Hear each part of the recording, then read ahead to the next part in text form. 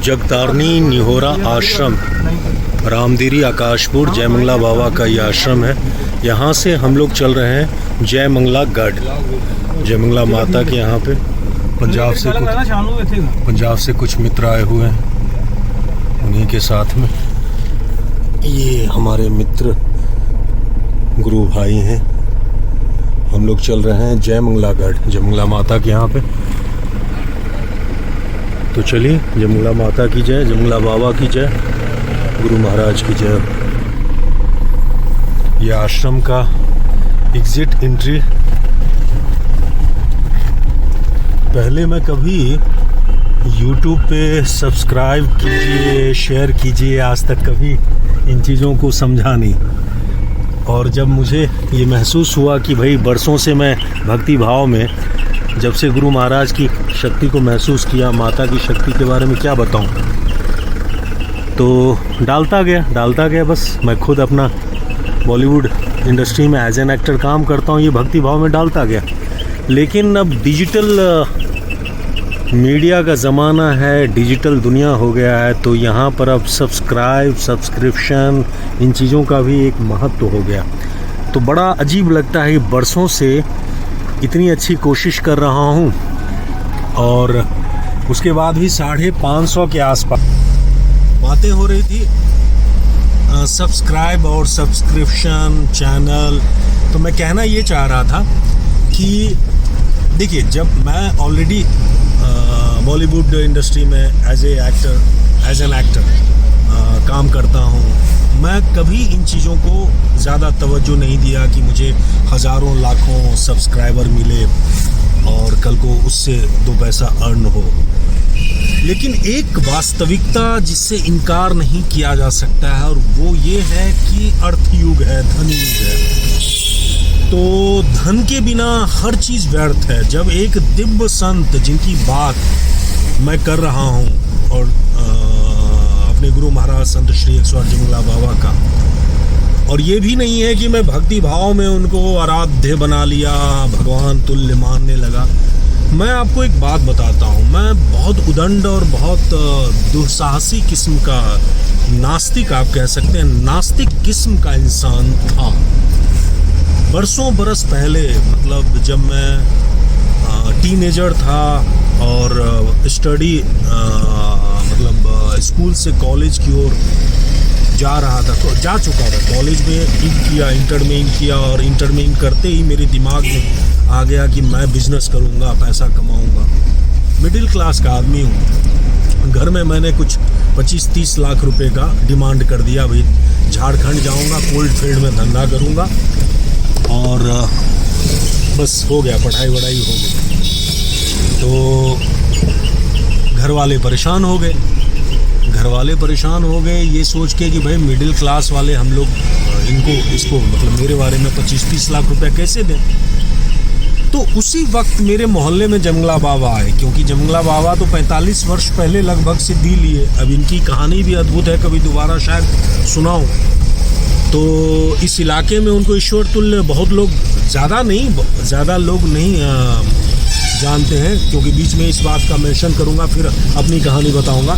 ज़्यादा इसलिए भी लोग नहीं जानते हैं कि ये एक दुर्भाग्य कहें या ईश्वर की लीला कहें, कि जब तक स्वयं नारायण भी मनुष्य रूप में धरती पे आए तो उन्हें समझने वाले लोग नहीं मिले। अगर समझने वाले लोग मिलते तो भरी सभा में दुर्योधन कृष्ण भगवान को नहीं कहता कि इस मायावी को बांधो।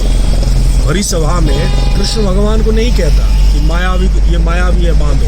कितने लोगों ने जाना कि ये मतलब नारायण है।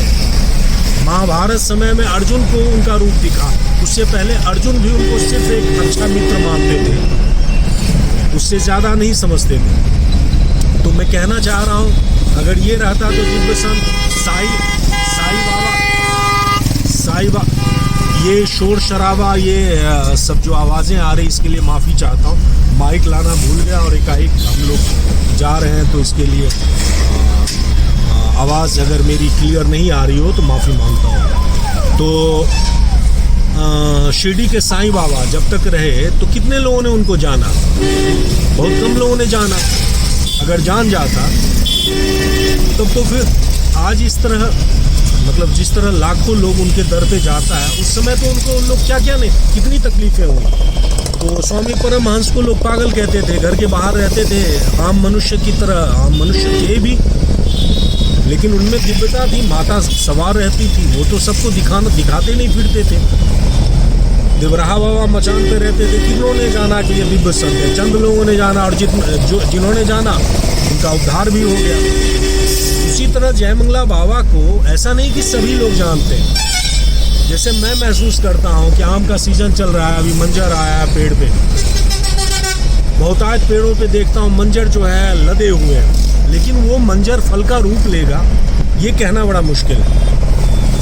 जब तेज हवा बहेगी, आंधी तूफान आएगा, तो मंजर धीरे धीरे झड़ने लगते हैं, और चंद मंजर टिकुला, गाँवटी भाषा में टिकुला बोलते हैं, टिकुला से अंकुर से आम का रूप लेगा, फिर वो आम मीठे फल का रूप लेगा, और उस मीठे फल की बात ही क्या है, फलों का राजा आम कहने लगते हैं, बड़े चाव से खाते हैं। तो उनकी उसकी पौष्टिकता पे नहीं जाना है मुझे, मैं एक एग्जाम्पल के लिए समझाने के लिए कहा, ऐसा नहीं कि जो सुन रहे हैं वो ना समझ है, माफ़ कीजिएगा, आप सब ज्ञानी हो, मैं अपने तरीके से कह रहा हूँ, हो सकता है मैं गलत हूँ, हो सकता है मैं सही।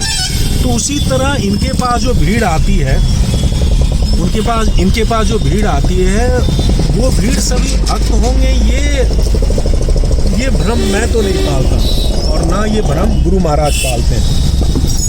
वो भी कहते हैं कि भक्त बहुत चंद होते हैं, भक्त ये है जो पंजाब से आए हैं, भक्त इनको कहते हैं, भक्त इन लोगों को कहते हैं। भक्त मैं भी मानता हूँ, अपने मुंह से ही बोल रहा हूँ, मैं भी भक्त हूँ कि भाई बाबा का आदेश हो, पंजाब में भी रहते हैं, बोलते हैं, आ जाता हूँ, मुंबई से चला आता हूँ। तो अब ये भक्ति भाव जो आया है, ये कोई 1-2 महीने या 1-2 साल का नहीं है। अब कहानी मैं वहाँ से शुरू कर रहा हूँ जहाँ से मैं इस कहानी को शुरू किया था, कि जब मैं मिडिल क्लास फैमिली, मैंने पैसे का डिमांड किया, हमारी फैमिली परेशान हुई, हमारे मोहल्ले में जयमंगला बाबा आए, क्योंकि उस मोहल्ले में बहुत लोग थे, इनको ईश्वर की तरह पूजते थे, इनकी शक्ति को महसूस करते थे। तो जब आए तो मुझे मेरी एक फ्रेंड ने कान पकड़ के, उस समय जो होता है, कान पकड़ के ले गई कि चलो एक दिव्य संत आए हैं, वो उनके पास तीसरी आंख है, वो सब देख लेते हैं। तो मैं तो बड़ा नास्तिक, मैं हंसने लगा, मैं बोला ये सब नाटक, ये मुझे समझ में आती है।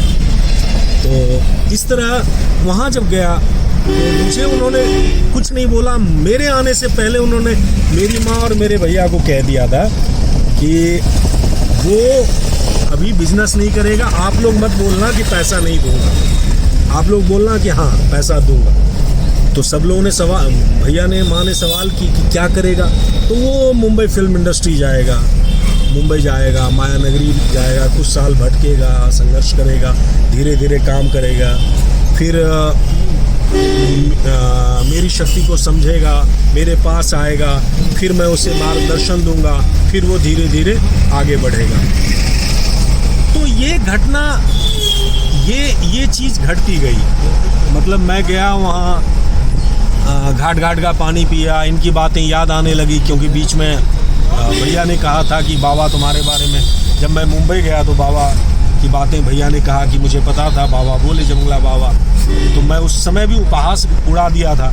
लेकिन जो बात उन्होंने, भैया ने उस वक्त कहा था कि 2-4 साल तुम घाट का पानी पियोगे, और वाकई में मुंबई में जब घाट का पानी पीने लगा, तब मुझे एहसास हुआ कि ये शक्ति कहाँ से आई, ये दिव्यता उनमें कहाँ से आई, कि मेरे जीवन में क्या घटना घटने वाली है, बिना कोई कुंडली, बिना कोई हाथ देखे मेरे बारे में इतनी सारी बातें वो कैसे बोल दी। तब मेरे मन में थोड़ा थोड़ा उनके प्रति आदर भाव जगा, और फिर मैं उनके पास गया। और जब उनके पास मैं गया और उन्होंने जो बोलना शुरू किया, धीरे धीरे कुछ दुर्घटना होने वाली थी, पूर्वाग्रह उनको साफ, मतलब मुझे महसूस होता है कि उनको साफ दिखता है, A to Z digital high definition जैसे हम देखते हैं ना, उस तरह उनको सारी चीज़ें दिखती है, क्योंकि बोलते हैं कि ये होने वाला है, ये होगा, तुम ये रख लो। उन्होंने एक फूल दिया कि बाइक आराम से चलाना। उस समय मुंबई में मैंने बाइक भी नहीं लिया।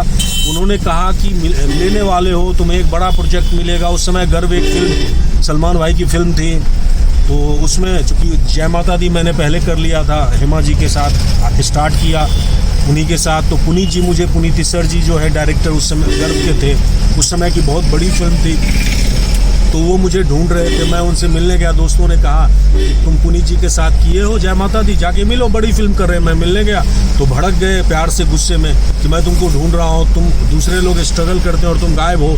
फिर उन्होंने सलमान भाई के साथ पैरेलल सपोर्टिंग रोल दिया। ये दूसरी बात है कि मैं इनमैच्योर था, एक्टर होने के बावजूद मैं व्यवहारिकता में थोड़ा कमज़ोर था। कहीं ना कहीं कुछ चीज़ें किसी सीनियर को, वो नहीं कह सकता हूँ सलमान भाई को हर्ट किया, लेकिन किसी ने कहीं ना कहीं कुछ गलती की जिसके कारण मेरे सारे इंपॉर्टेंट सीन्स उड़ा दिए गए। आज फिल्म में थोड़ा बहुत आप देखेंगे तो थोड़ा बहुत है, जबकि होर्डिंग बड़े बड़े कटआउट क्या क्या नहीं लगे। फ़ोटो सेशन हो रहा है, 40-35 दिन हमने शूट किया, 25-30 दिन शूट किया। तो खैर कहना ये चाह रहा हूँ कि फिल्म में पैसे मिले थोड़े बहुत। मैंने रॉयल एनफील्ड थंडरबर्ड लॉन्च हुआ, वो ले लिया। इन्होंने पहले ही बोल दिया था कि तुम बाइक लोगे और आराम से चलाना। वो घटना घटी। इन्होंने ये भी कहा कि 1.5 महीना तुम आराम से चलाना, और 1.25 महीना तो चलाया आराम से। लेकिन जब काल आया तो काल ने बुद्धि भ्रष्ट कर दिया और मैं भूल गया। और हम दोस्त लोग शूटिंग पैकअप होते ही आराम से क्या, हाई स्पीड में बाइक चलाने लगे। बस एक्सीडेंट हो गया। आपको बता रहा हूँ, एक्सीडेंट हुआ। और जैसे फिल्मों में हम देखते हैं, उस समय बाबा का चेहरा मेरे सामने तैर रहा है, आ रहा है, जा रहा।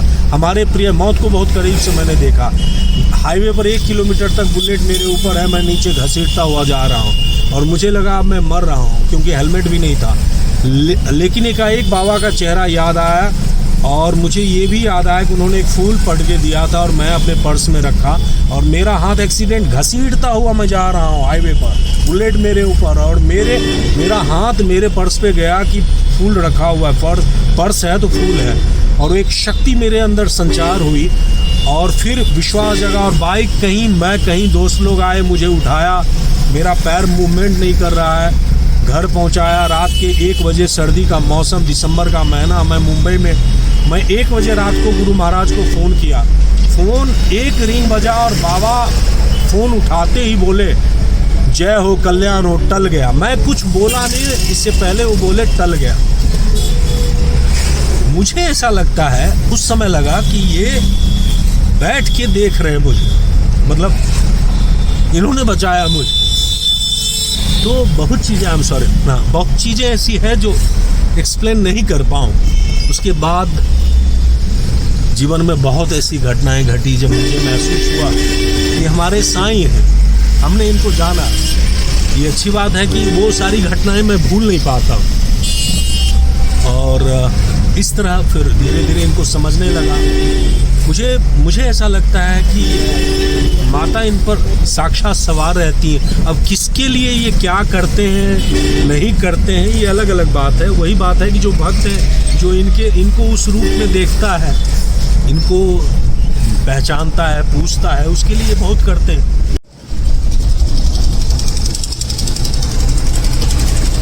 हाँ, तो बात हो रही थी हमारी सॉरी कि अर्थ योग है।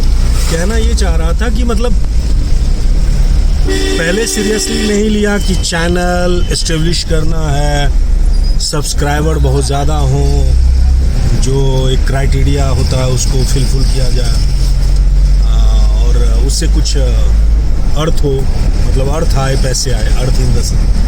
तो अर्थयुग इतना प्रबल है, कहने की ज़रूरत नहीं है पैसे का अहमियत क्या है हर किसी के लिए।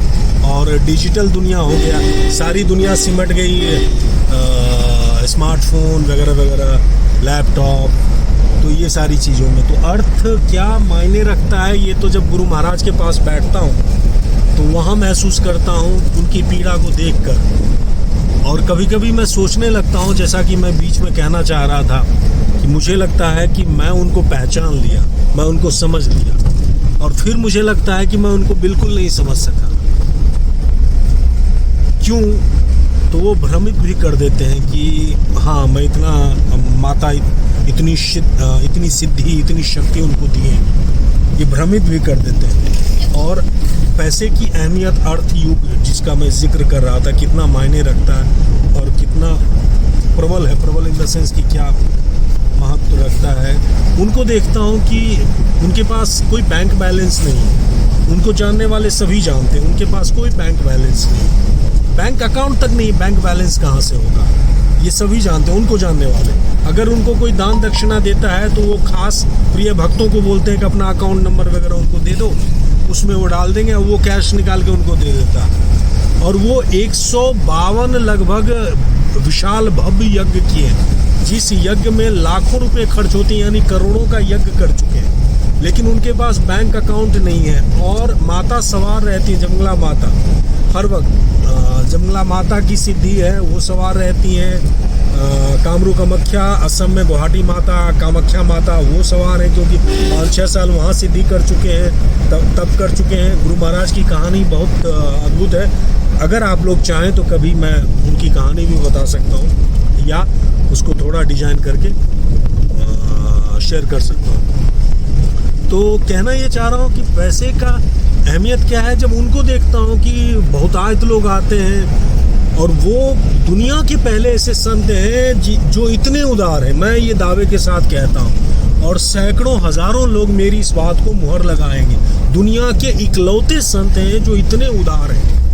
मतलब ये अपने आने वाले भक्तों को, जिनसे उनको लस्ट नहीं, मतलब शायद लस्ट गलत वर्ड बोला, जिनसे उनको मतलब नहीं है, लेकिन अगर उनके दर पे आ गया उसका वो भला कर देंगे, उनके बारे में उनका कुछ दुख है तो हरने की कोशिश करेंगे, ईश्वर से प्रार्थना करेंगे, सिद्धि का इस्तेमाल करेंगे। भविष्य में वो दान दक्षिणा दे नहीं दे, वर्तमान की बात तो भूल जाइए, अभी तो लेते भी नहीं है। मतलब शुरू में कोई आया तो दान दक्षिणा नहीं। उनका एक सिद्धांत बहुत कमाल का है। कमाल का ये कि वो जिस पर कृपा करते हैं, जिसके लिए वो अपनी सिद्धि का इस्तेमाल करते हैं, जिसको वो उद्धार करते हैं, कभी उनको यज्ञ में कुछ काम होगा, कुछ उनको दिक्कत होगी तो उनको हिंट देंगे, उनको वो कहेंगे कि दान दक्षिणा दोगे। और वो जो आता है वो अगर उनके पास मान लीजिए इकट्ठा 5 लाख रुपया हो जाएगा, 5 लाख तो एक साथ कभी होता नहीं है, क्योंकि रोज उनका भंडारा लगा रहता है, रोज पूजा पाठ होता है। जो आए उसको गमछा, रुमाल, काजू, किशमिश, कचौड़ियाँ बन रही है, भंडारा लग रहा है, कहाँ से आएगा? कहना चाह रहा हूँ, कहाँ से आएगा?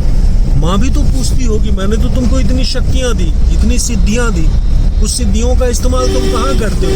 किन के लिए करते हो? क्या मतलबी लोगों के लिए करते हो? किन लोगों के लिए करते हो? उनके लिए करो जो तुम्हारे अपने हैं, जो तुम्हें कम से कम कुछ, जो हम सब कमाते हैं, कभी कभी दान दक्षिणा। हाँ, तो अब हम लोग जमंगलागढ़ मेन मुख्य द्वार जो है उससे पहले, मतलब एक द्वार जो उधर उस तरफ से अंदर को जाती है, ये रोड जो है जयमंगलागढ़ की तरफ, यहाँ से मुश्किल से 2 किलोमीटर होगा। और जयमंगलागढ़ से पहले ये कांवड़ झील जो हम आने वाले हैं, बिल्कुल मंदिर से पहले, वो कांवड़ झील बहुत ही अद्भुत है। मतलब मुझे लगता है कि ये बिहार का सबसे पॉपुलर टूरिस्ट प्लेस में से एक है, लेकिन ये दुर्भाग्य है बिहार का और बिहार सरकार की भी, कि कभी भी इन्होंने इन चीज़ों को बहुत ज़्यादा अहमियत नहीं दिया। ये मैं वाकई सोशल मीडिया पर ये खुल के कह रहा हूँ कि वाकई उन्होंने, चाहे कोई भी सरकार हो, ध्यान नहीं दिया। नहीं तो ये मतलब सैकड़ों एकड़ ज़मीन में ये कांवड़ झील, जिसमें दुनिया के, यूरोप के पक्षी आते हैं, एक से एक दुर्लभ पक्षी आते हैं, और सब मतलब ये जगह जो है, अगर थोड़ा इसमें इन्वेस्टमेंट गवर्नमेंट करे, थोड़ा, अभी जाके बरसों बाद ये रोड बनी, आपको बता दूं, नहीं तो इस तरफ अभी आप देखते तो सर पीटते जो लोग जाते थे। ये 52 शक्तिपीठ में से ये एक शक्तिपीठ है, जयमंगला माता। और ये जयमंगला माता ही है जो जयमंगला बाबा को मतलब इतनी सिद्धियां, वही गाइड, वही मार्गदर्शन दिए, उन्होंने ही इनको कामरू कामाख्या भेजा और जंगला बाबा की भी कहानी अद्भुत है। ये इनकी उदारता ही इनका अभिशाप बना। कहना ये चाह रहा हूँ कि कॉलेज के समय में ये बहुत उदार थे मित्रों को और तथाकथित मित्रों को। तथाकथित से मेरा मतलब है जो मित्र नहीं थे, मित्र का नकाब ओढ़े हुए इनके साथ थे, उनके लिए भी ये बढ़ चढ़ के दोस्तों से कर्ज लेकर भी, अपना पैसा तो छोड़िए, दोस्तों से कर्ज लेकर भी ये खर्च कर देते थे, उनको दे देते थे। एक वक्त आया इनके ऊपर लाखों रुपए का कर्ज आ गया और फिर जो है ये मतलब कर्जदारों से भागते फिरते थे। तो एक वक्त ये भी आया जब इनको सुसाइड करने का मतलब ये, चलिए ये कहानी तो जंगला बाबा की कभी और। ये देखिए कांवड़ झील है, ये बहुत खूबसूरत है कांवड़ झील, यही कांवड़ झील है, ये विशाल कांवड़ झील। इस तरह भी आप मोजा की हाँ, ये देखिए कमल का सब आप देख रहे हैं, सब कमल का ये सब पेड़। और ये मोजा क्या करता है, ये माता का मंदिर हम आ गए। ये जंगलागढ़ 52 शक्तिपीठ में से एक। भैया आगे हम गाड़ी लगा सकते हैं, यहाँ भी छाँव में लगा सकते हैं, आपकी अपनी मर्जी। चूँकि इधर धूप है तो अच्छा रहेगा आप छाँव में अपना जहाँ।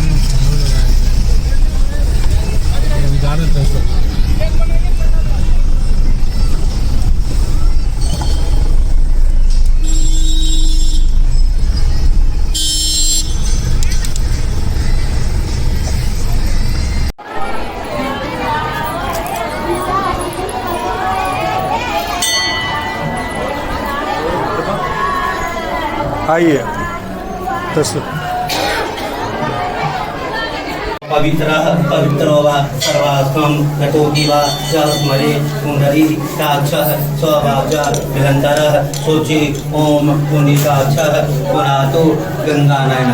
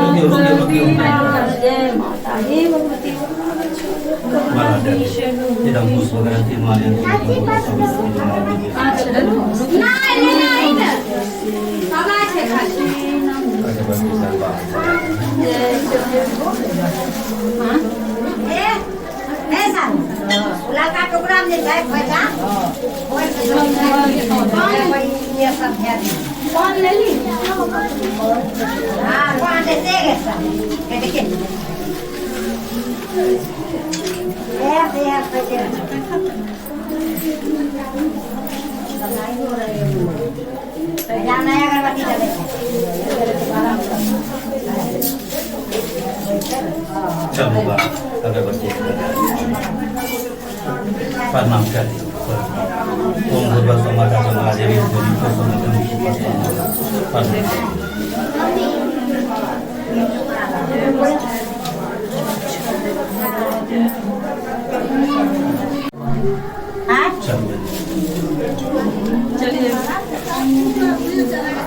नारियल नारियल यहाँ नहीं फोड़बै बाहर आके नारियल फोड़बै कियाकि टाइट छै फूटि जेतै